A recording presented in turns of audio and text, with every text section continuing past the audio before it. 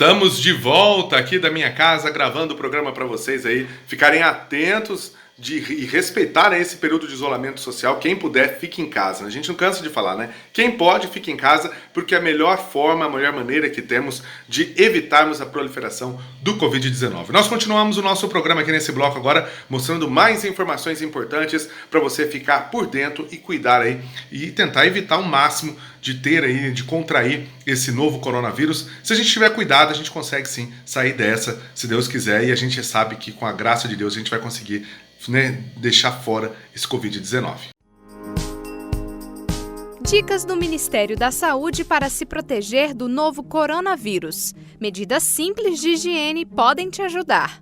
Evite contato com pessoas que estejam com sintomas de gripe ou que já estejam doentes. Lave as mãos com frequência, principalmente depois do contato com pessoas doentes. Use lenço descartável para higiene nasal. Cubra o nariz e a boca quando espirrar ou tossir. Evite tocar nos olhos, nariz e boca. Lave as mãos após tossir ou espirrar. Não compartilhe objetos pessoais como talheres, pratos, copos e garrafas. Mantenha os ambientes bem ventilados. Se você é profissional de saúde, sempre atenda casos suspeitos utilizando equipamentos de proteção individual. Com estes cuidados básicos, você pode ajudar a reduzir o risco de contrair ou transmitir doenças respiratórias como o novo coronavírus.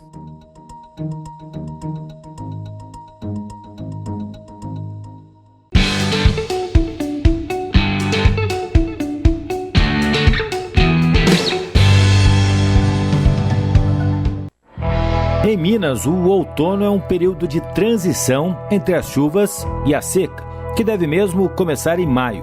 Mas antes de saber se isso é uma boa notícia diante do coronavírus, vamos entender melhor o que a meteorologia prevê para a nova estação. Dias sem nuvens, com temperatura amena durante a manhã e madrugada e um aquecimento gradual durante o dia. Mas pode acontecer de entrar algumas massas de ar polar e ficar com sensação de frio durante todo o dia. Então vai ser alternado essas características, com dias mais sem chuva e com temperaturas mais amenas. Então, ao longo do estabelecimento da estação seca, também há a característica de baixos índices de umidade do ar. Menos umidade e menos chuva e mais frio.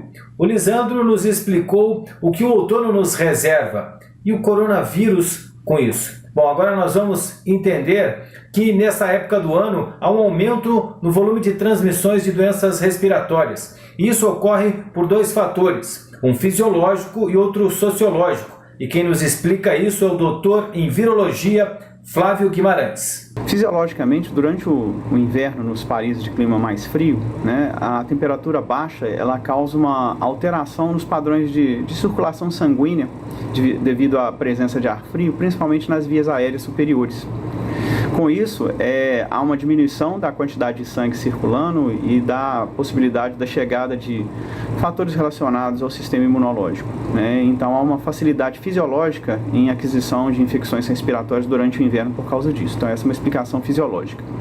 A outra explicação, que é sociológica, é que durante o inverno as pessoas tendem a se concentrar em ambientes internos, onde há mais concentração de pessoas, né, e menor, entre aspas, diluição dos agentes infecciosos que no lado de fora, né, eles ficam mais diluídos naquele ambiente aberto, no ambiente fechado. Isso altera esse padrão. Mas e o mais importante, o vírus fica mais vulnerável em países com clima quente, com maior volume de radiação ultravioleta, como aqui no Brasil? Na teoria sim, mas infelizmente na prática isto ainda não está ocorrendo. Pesquisadores fizeram uma análise preliminar sobre a taxa de reprodução básica do vírus.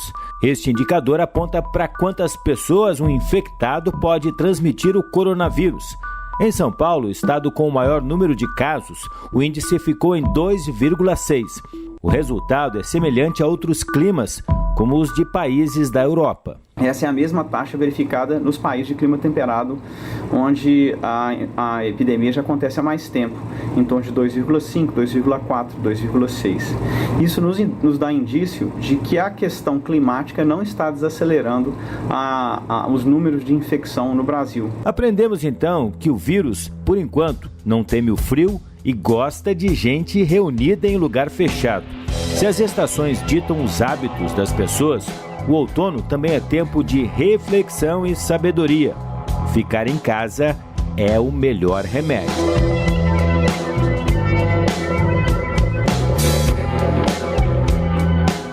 Em tempos de epidemia, toda a informação correta tem que ser difundida e repetida.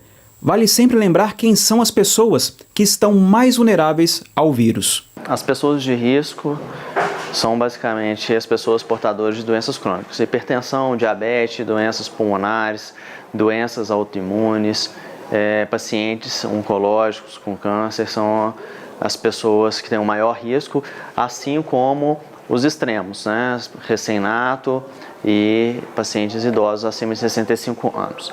Cidades vazias, medidas de restrição. De acordo com os médicos, nada é exagero.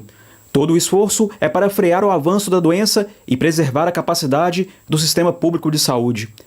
Todos têm que colaborar porque ninguém está totalmente a salvo. Um dos motivos que na Europa, na Itália, teve essa disseminação tão grande é porque as medidas elas foram tardias.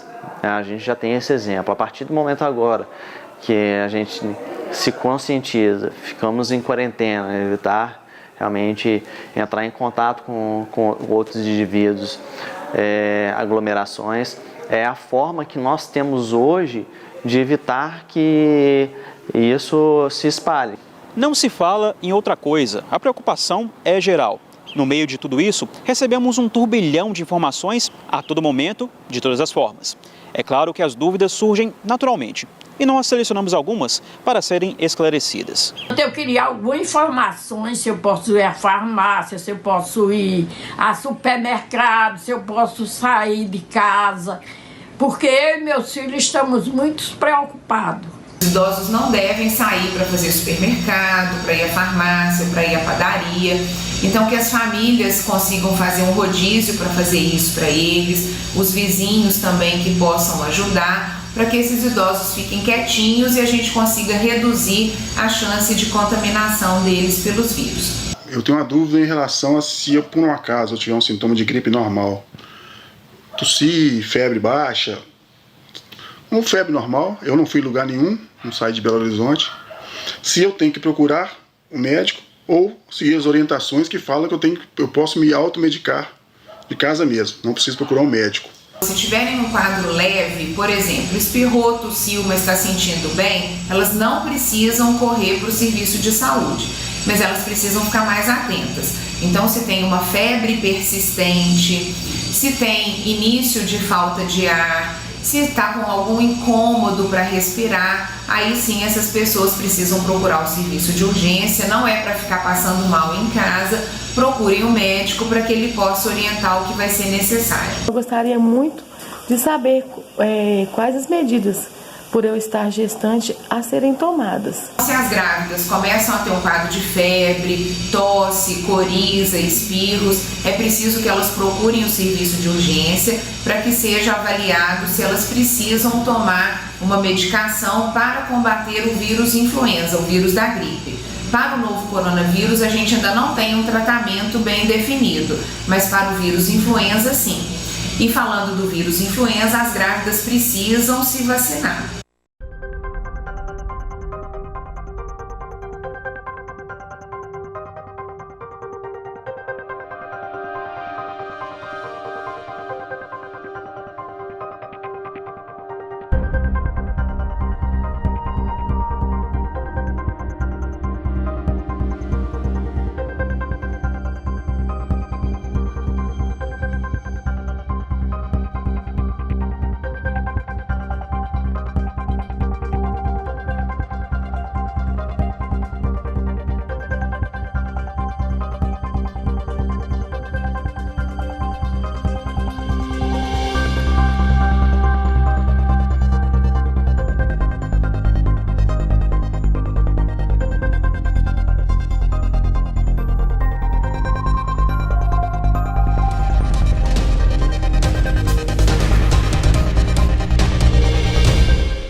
Bom, pessoal, infelizmente não dá mais tempo. Eu quero agradecer o carinho, quero agradecer a audiência, a companhia de vocês. Aqui da minha casa, fizemos um programa especial para você, orientações, né, dicas para evitar o Covid-19. Lembrando a você que lave sempre as mãos, evite aglomerações, se puder, fique em casa. Esse é o recado que eu deixo para vocês. Nós nos encontramos no próximo programa. Se Deus quiser, fiquem com Deus, tudo de bom.